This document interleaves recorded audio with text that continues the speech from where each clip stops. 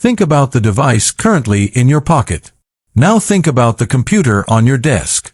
4 years, there has been a massive, frustrating gap between the two. You want the portability of a phone, but the raw, unbridled power of a workstation. For a long time, Apple told us that was impossible. They told us that if you wanted real power, you had to carry a slab of glass the size of a dinner plate. But as we sit here in 2026, something has shifted in the basement of Apple Park. The whispers from the supply chain aren't just leaks anymore, they are warnings. The iPad mini M5 is coming, and it is designed to do one thing: make every other tablet on Earth look like a relic from the past. Welcome to my channel Tech Launch.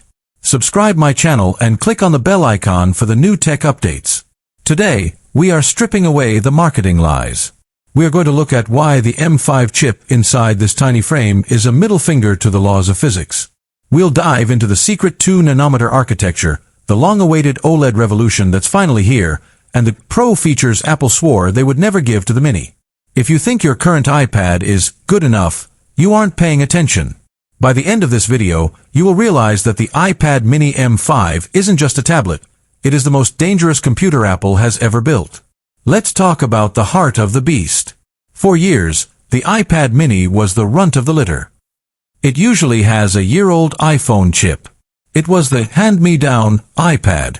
But in 2026, the game has changed. Apple has realized that the Pro user isn't always sitting at a desk. The Pro user is in the field, in the cockpit, in the studio, and they need a device that can disappear into a jacket pocket but render a 3D scene in seconds. The M5 chip is the first of its kind built on the 2-nanometer process. What does that actually mean for you? It means billions more transistors than the M4, packed into a die that generates almost zero heat. This is the thermal breakthrough we've been waiting for. In the past, putting a high-end chip in a small body meant thermal throttling. The device would get hot and slow down after 10 minutes of gaming. The M5 changes that. With a new graphite heatsink architecture leaked from the internal schematics, the iPad mini M5 can run at full tilt for hours.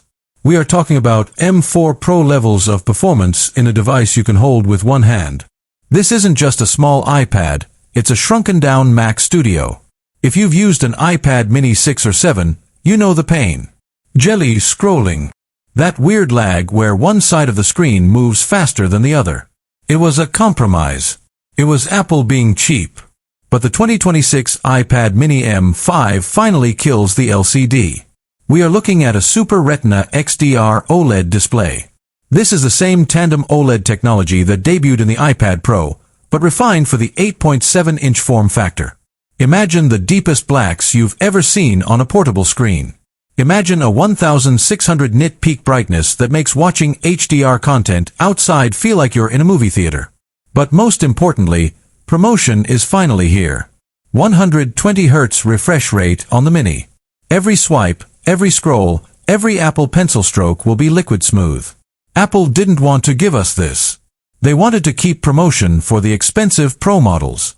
But the competition from the folding phone market has forced their hand. They had to make the Mini perfect, or risk losing the compact market forever. We have to talk about the